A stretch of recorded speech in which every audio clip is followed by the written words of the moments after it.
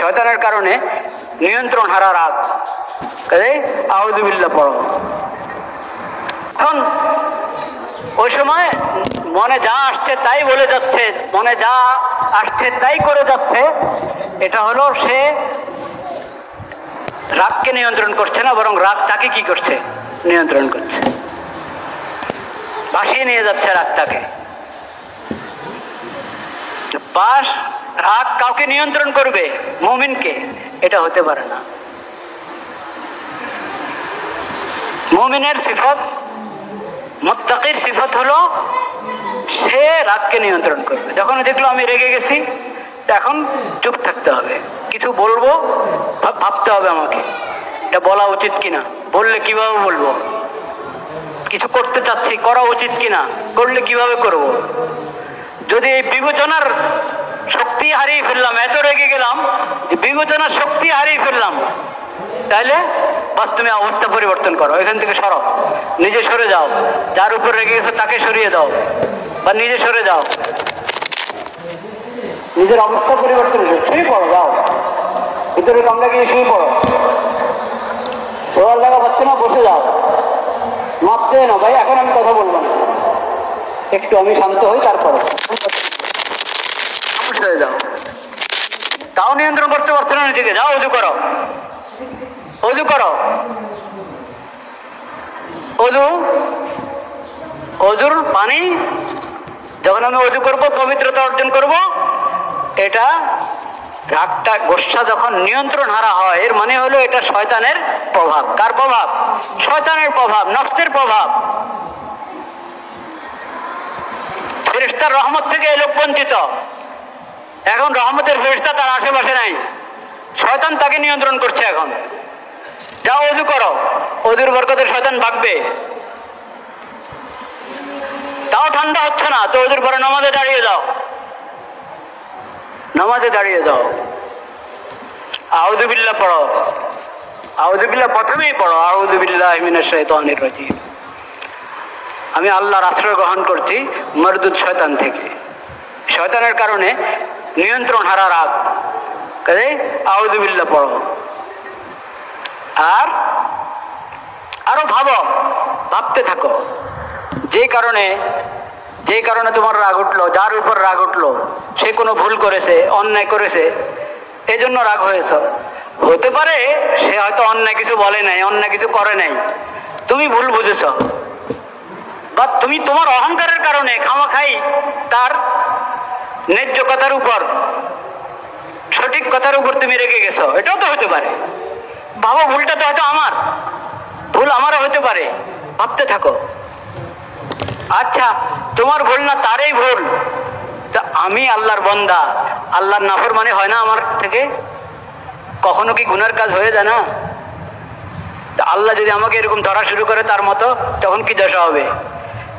ও অন্যায় কাজ করেছে, আমার সঙ্গে খারাপ ব্যবহার করেছে, এই জন্য আমি রেগে গেলাম, নিজেকে নিয়ন্ত্রণে করতে পারছি না, তো এটা ভাবতে পারি না আমিও তো আল্লাহর সঙ্গে এরকম আমার ভুল হয়, আল্লাহর নাফরমানি হয়ে যায়। আল্লাহ যদি আমাকে এর মতো এরকম ধরেন, পাকড়াও করেন, আল্লাহ যদি আমার উপর এরকম রাগান্বিত হন, রাগ করেন, তো আমি কি করব? আমার কোনো ঠিকানা আছে? এগুলো ভাবো, চিন্তা করো, তাহলে রাগ আস্তে আস্তে নিভে যাবে, রাগের যে আগুন ওটা নিভে যাবে আস্তে আস্তে। মুমিনের শান, মুত্তাকির শান, সে রাগের তালে চলবে না, রাগকে নিয়ন্ত্রণ করবে। রাগকে কি করবে? নিয়ন্ত্রণ করবে। ওয়াল কাযিমিনাল গায়জ। এক একজনের এক এক তবিয়ত হয়, কারো খুব খুব দ্রুত গোসা এসে যায়, এখন যদি দ্রুত গোসা থেমে যায় আবার আলহামদুলিল্লাহ, আর কারো গোসা আসে অনেক দেরিতে, অনেক দেরিতে, কিন্তু আসলে থামতে চায় না। সবচেয়ে ভালো মানুষ গোসা আসে দেরিতে, শেষ হয়ে যায় তাড়াতাড়ি। গোসা উঠে কি দেরিতে, শেষ হয় তাড়াতাড়ি, এগুলো ভালো মানুষ, সবচেয়ে ভালো মানুষ। তো নবী করিম সাল্লাল্লাহু আলাইহি সাল্লাম বলেছেন, স্মরণ করিয়ে দিয়েছেন এমন ব্যক্তিকে যে রেগে যাওয়ার পর নিয়ন্ত্রণ হারা হয়ে গেছে। নবী করিম সাল্লাল্লাহু আলাইহি ওয়াসাল্লাম বলেছেন, আরে আল্লাহ তো তোমার উপর শক্তি বেশি রাখেন, ওর উপর যে তোমার প্রভাব, সেজন্য তুমি খুব রাগ দেখাচ্ছ। তা আল্লাহর ক্ষমতা আছে না তোমার উপর? এটা কেন চিন্তা করো না? আরেকজন এরকম খুব কষ্ট করেছিল। নবী করিম সাল্লাল্লাহু আলাইহি ওয়াসাল্লাম বলেছেন, আমি একটা দোয়া কালিমা আমার জানা আছে, যদি এ পড়ে তাহলে তার রাগ চলে যাবে। কি? আউযু বিল্লাহ, আউযু বিল্লাহি মিনাশ শাইতানির রাজিম। কত ভাবে নবী করিম সাল্লাল্লাহু আলাইহি ওয়াসাল্লাম শিখিয়েছেন রাগকে নিয়ন্ত্রণ করা। কেন? এই রাগ এটা মানুষকে অপ্রীতিকর অন্যায় অনেক কথা এবং কাজের মধ্যে ফেলে দেয়। সেজন্য মুমিন এবং মুত্তাকি বিশেষভাবে, সব মুমিনকে তো মুত্তাকি হতে হবে। তো আল্লাহ রাব্বুল আলামিন বলছেন, আল্লাহ এত বড় জান্নাত যার প্রশস্ততা সকল আকাশ জমিন সব কিছুর প্রশস্ততা যে পরিমাণ, জান্নাতের প্রশস্ততা এরকম আল্লাহ আমাদেরকে বোঝাচ্ছেন। আল্লাহ তাআলা আল্লাহর জান্নাত কত বড়, এর মানে একবারে মাপে মাপে জমিন আর আসমান সবগুলোর বরাবর। তা না, আসমানের জমিনেরটা তো মেপে ফেলেছেন আপনারা, কিন্তু আসমানেরটা মাপছেন? এক এক আসমানের পরিধি কতটুকু মাপা যায় নাই। বিজ্ঞান এখনো কোথায় আছে? মহাকাশে আছে এখনো। মহাকাশের জায়গা হলো প্রথম আসমানের নিচে। আল্লাহর বানানো যে আসমানগুলো, ওই আসমানগুলোর প্রথম আকাশের নিচে হলো বিজ্ঞানীদের কি মহাকাশ। এই মহাকাশের মধ্যে তাদের বিচরণ, ওটার গবেষণা করে এখনো শেষ করতে পারে নাই।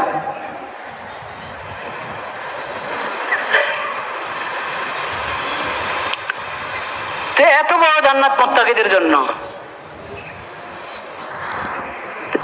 এই সুসংবাদ দেওয়ার পর আল্লাহ রাব্বুল আলামিন মুত্তাকিদের গুণগুলো বললেন। আল্লাহর রাস্তায় খরচ করে সর্ব অবস্থায় এবং নিজের ক্রোধ সম্বরণ করে। বল আফিনা আনিন নাস, ক্ষমা করে দেয়, ক্ষমা করে। ভুল হয়ে গেছে, ভুল হয়ে গেছে, সে যদি দুঃখিত নাও বলে তাও ক্ষমা করে দিলাম। আর যদি দুঃখিত বলে তাও তো ক্ষমা করা উচিত। আর কেউ আছে দুঃখিত শব্দটা, সরি শব্দটা এত বেশি ব্যবহার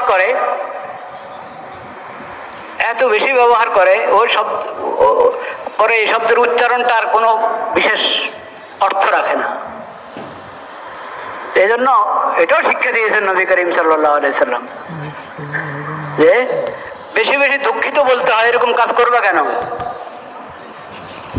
এমন কাজ করো না যে পরে আবার তোমাকে কি বলা লাগে? দুঃখিত বলা লাগে, সরি বলা লাগে। মাযরত করতে আরবি শব্দ হলো ইয়াকা মা তাতাদিরু আন। পরক্ষণে আবার তোমাকে ক্ষমা চাইতে হবে। এরকম কাজ কেন করবা? সতর্কতা অবলম্বন করতে হবে। আজকাল হলো আমরা কারোর সাথে আচরণ ব্যবহার সুন্দর করি না, শুধু একটা সরি বলে দিই বাস।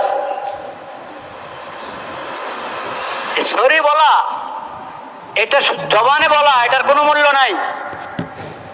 অনেকে আছে আবার সরি বলার পরও যদি অপর পক্ষ কিছু বলে, আরে আমি সরি বলছি না। আরে আল্লাহ রে, আপনি সরি বলেছেন, এই জন্য এখন আপনাকে কিচ্ছুই বলতে পারবে না। সরি বলার আগে তো আপনাকে চিন্তা করা দরকার ছিল। মানে সরি শব্দটার একটা সীমা আছে না? কোন ধরনের অন্যায়ের পরে সরি বললে চলে? ঘটাবেন ইচ্ছা করে, অসতর্কতার কারণে বড় অন্যায় ঘটাবেন আর সরি, সুবহানাল্লাহ। এটা তামাশা। সরিটা সঠিক পদ্ধতিতে হতে হবে, দিল থেকে হতে হবে। এই শব্দের প্রভাব আপনার আচরণে দেখা যেতে হবে এবং ইচ্ছা করে কাউকে কষ্ট দিবেন আর সরি বলবেন, এটা কখনো করবেন না। সরি বলার আগেই আপনাকে সতর্ক থাকতে হবে। ভুলে হয়ে গেছে, আমার আচরণটা ভুলে হয়ে গেছে, তখন হলো ভাই ক্ষমা চাই, ইচ্ছে করে করব, তখন তো ক্ষমা চাই এটা দুষ্টামি হয়ে গেল, একটা উপহাস হয়ে গেল। তো যাই হোক, যার সাথে ভুল আচরণ হয়েছে তিনি তো ক্ষমা করবেন, উদারতার সাথে ক্ষমা করবেন। কিন্তু যে ভুল আচরণ করছে তাকে সতর্ক থাকতে হবে যে আমি কেন এরকম করছি, বারবার করছি, অসতর্কতার সাথে করছি। দুই পক্ষ দুই রকম চিন্তা হতে হবে। যার সঙ্গে ভুল আচরণ হচ্ছে তিনি উদারতার সাথে ক্ষমা করবেন, আর যে ভুল করছে তাকে সে সতর্কতার সাথে চলতে হবে, তার কথাবার্তা চাল চলন আচরণ হতে হবে। ওয়াল্লাহু ইউহিব্বুল মুহসিনিন। আল্লাহ রাব্বুল আলামিন মুহসিনদেরকে কি করেন? পছন্দ করেন, ভালোবাসেন। মুহসিনদেরকে আল্লাহ ভালোবাসেন। মুহসিনকে যে নেক কাজ করে, কাজ সুন্দর করে করে এবং মানুষের প্রতি দয়া করে, মানুষের প্রতি কি করে? দয়া করে, নেক কাজ করে এবং কাজগুলো দুনিয়ার কাজ হোক, দিনের কাজ হোক, ইবাদত বন্দি হোক, সব কাজ সুন্দরভাবে করে, যথাযথ করে, নিখুঁতভাবে করে, আর মানুষের প্রতি দয়া করে, একে বলে মুহসিন। والذين إذا فعلوا فاحشة أو ظلموا أنفسهم ذكروا الله فاستغفروا لذنوبهم ومن يغفر الذنوب إلا الله ولم يصروا على ما فعلوا وهم يعلمون। মুত্তাকিদের আরেকটা গুণ, অনেক গুরুত্বপূর্ণ গুণ মুত্তাকিদের। এই গুণ সব মুমিনের মধ্যে থাকা দরকার, মুত্তাকিদের সব গুণই থাকা দরকার, কিন্তু এটা একবারে খুব প্রয়োজন, আমাদের সবার প্রয়োজন এটা। ওয়াল্লাযীনা ইযা ফাআলু ফাহিশাতান আও যালামু আনফুসাহুম।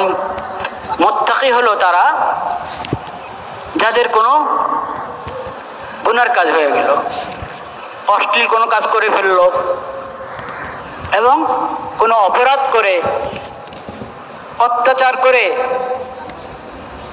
কোনো গুনাহ করে নিজের উপর অত্যাচার করে ফেললো।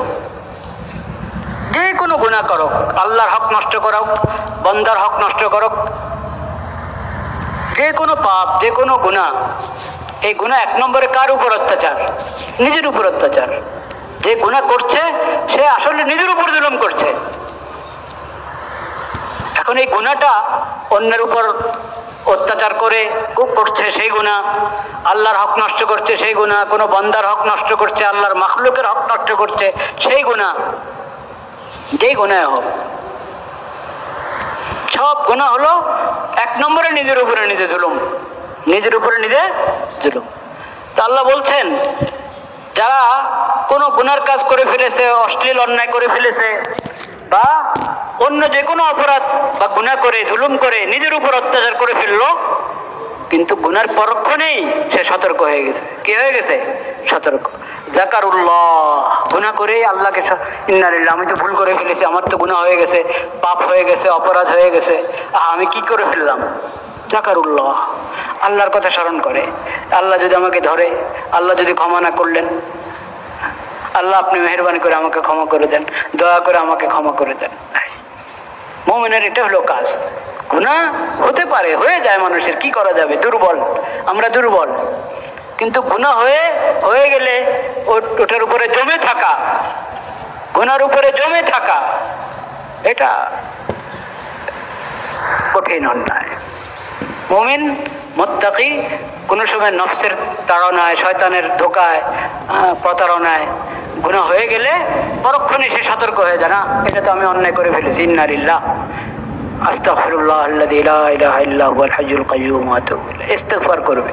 যাকারুল্লাহ, আল্লাহকে স্মরণ কর। আল্লাহকে স্মরণ করবে কিভাবে? ইস্তিগফারের মাধ্যমে। আল্লাহকে স্মরণ করবে কিভাবে? ওযু করো, সালাতে তওবা পড়ো, তওবার জন্য নফল নামাজ পড়ো, 2 রাকাত 4 রাকাত নফল পড়ো, নেক আমল করো, সাদকা খায়রাত করো। হাদিস শরীফে বলা হয়েছে এটা, ইন্নাল, কোরআন মাজিদে আছে, ইন্নাল হাসানাত ইউযহিবনা সাইয়্যাত। কোনো পাপ হয়ে গেছে, গুনাহ হয়ে গেছে, জমে থাকবে না পাপের উপরে, তওবা করো, সাথে সাথে ইস্তিগফার পড়ো, নেক আমল করো। কি নেক আমল? সালাতে তওবা পড়ো, সামনে যে ফরজ নামাজের সময় এসেছে তাড়াতাড়ি ফরজ নামাজে যাও, মসজিদে জামাতের সাথে নামাজ আদায় করো, আল্লাহর কাছে কাঁদতে থাকো, দোয়া করতে থাকো, সদকা খায়রাত করো, তাসবিহ পড়ো, দুরূদ শরীফ পড়ো, কোরআন তেলাওয়াত করো, নেক আমল করো। নেক আমল করো। নেক আমল কি করবে? গুনাহকে ধুয়ে ফেলবে। নেক আমল গুনাহকে ধুয়ে ফেলবে। ইউযহিবনা সাইয়্যাত, নেক আমল গুনাহ নিয়ে যায়, একবারে ভাসিয়ে নিয়ে যায়। কিন্তু হযরত মাওলানা আব্দুল কাদের দেহলভী, শাহ আব্দুল কাদের দেহলভী রহমতুল্লাহ আলাইহির একটা তাফসীর গ্রন্থ আছে মওদিহুল কোরআন। মওদিহুল কোরআনে হযরত এই আয়াতের অধীনে লিখেছেন ইন্নাল হাসানাত ইউযহিবনা সাইয়্যাত। এই আয়াতের অধীনে লিখেছেন जितना मैला इतना साबुन, जितना मैला इतना साबुन। কাপড় ময়লা হয়ে গেছে, সাবান দিয়ে ধুবেন, পাউডার দিয়ে ধুবেন। তো এখন ময়লা যত বেশি, সাবান তত বেশি দিতে হবে। ময়লা খুব বেশি, খুব দাগ লেগেছে, তো সাবান বেশি দিতে হবে না, একটু ভালো করে ডলতে হবে, ঘষতে হবে। जितना मैला इतना साबुन।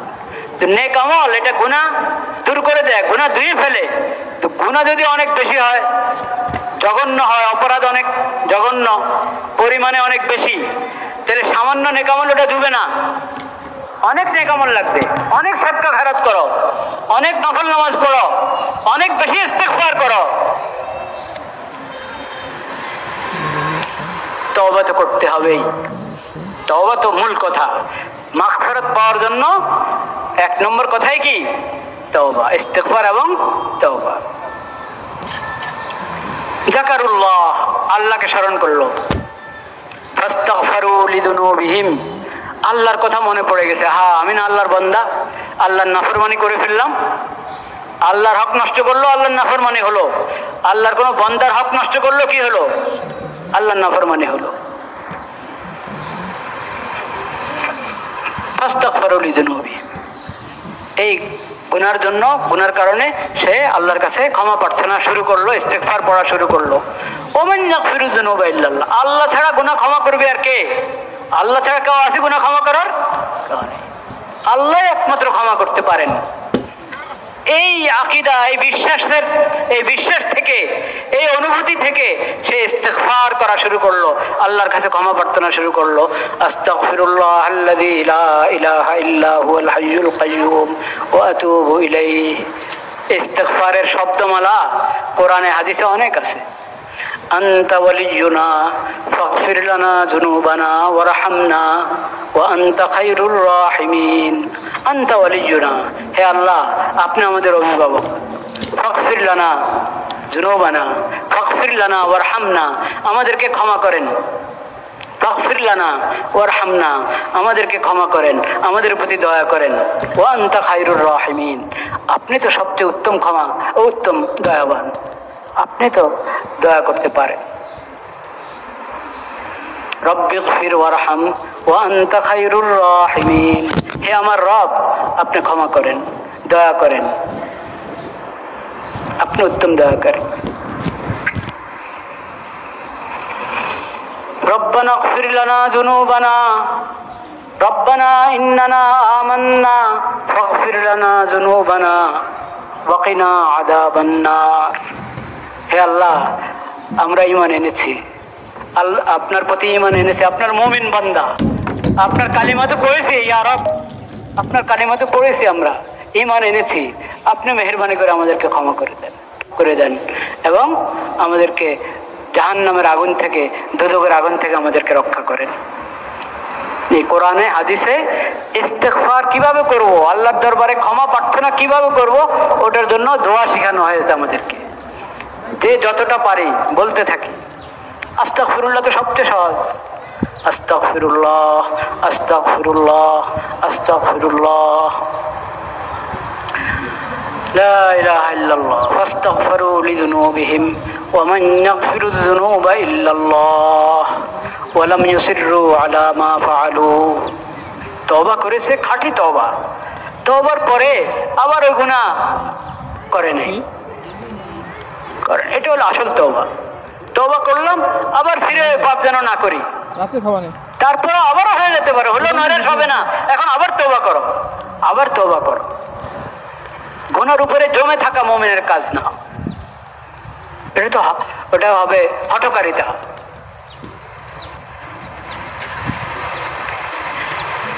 ওয়াহুম ইয়ালামুন, জেনে শুনে মুমিন গুনার উপরে জমে থাকবে, এটা হতে পারে না। যখন আমি বুঝে ফেলেছি যে এটা আমার অন্যায় হচ্ছে, অপরাধ হচ্ছে, গুনাহ হচ্ছে, সাথে সাথে আল্লাহকে স্মরণ করো, ইস্তেগফার করো, তওবা করো। তো এরকম বেশি বেশি তওবা ইস্তেগফার করা, এক গুনার জন্য 100 বার ইস্তেগফার, এক গুনার জন্য অনেকবার তওবা, একটা পাপের জন্য অনেক সদকা খায়রাত, অনেক নফল নামাজ, অনেক দুরূদ শরীফ, অনেক তিলাওয়াত, এটা হলো মুত্তাকিদের সিফত। এটা কার সিফত? মুত্তাকিদের সিফত। উলাইকা জাযাউহুম মাগফিরাতুম মির রাব্বিহিম ওয়া জান্নাতুন তাজরি মিন তাহতিহাল আনহার খালিদিনা ফিহা ওয়া নি'মা আজরুল আমিলিন। যেই মুত্তাকি আল্লাহর বান্দার মধ্যে এই সিফতগুলো আছে, তাদের পুরস্কার আল্লাহর কাছে কি? আল্লাহ তাদেরকে মাগফিরাত করে দিবেন, ক্ষমা করে দিবেন এবং জান্নাত দান করবেন। আল্লাহ তাআলা আমাদেরকে সেই সিফাত দান করেন।